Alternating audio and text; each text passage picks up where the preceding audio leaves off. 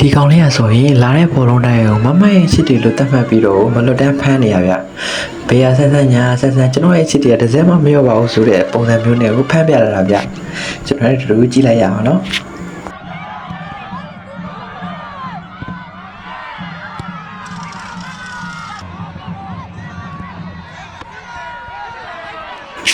ကြည့်ပါအောင်ဗျာဒီကလေးရဲ့စွမ်းရည်ကတော့တကယ်ကိုအမခမ်းပါပဲ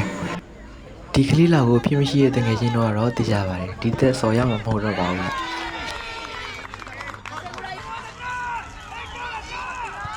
ဒီဗီဒီယိုလေးကိုချန်နေတဲ့ဆိုလို့ရှိရင်ကျွန်တော်ရဲ့ YouTube channel လေးကိုလည်း like and subscribe လုပ်ပေးဖို့တောင်းဆိုချင်ပါတယ်ဗျာ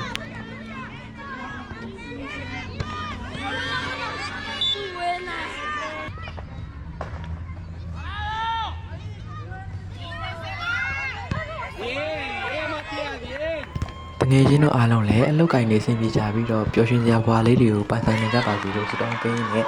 နောက်ဗီဒီယိုလေးမှာပြန်ဆောင်ချင်ပါတယ်ဗျ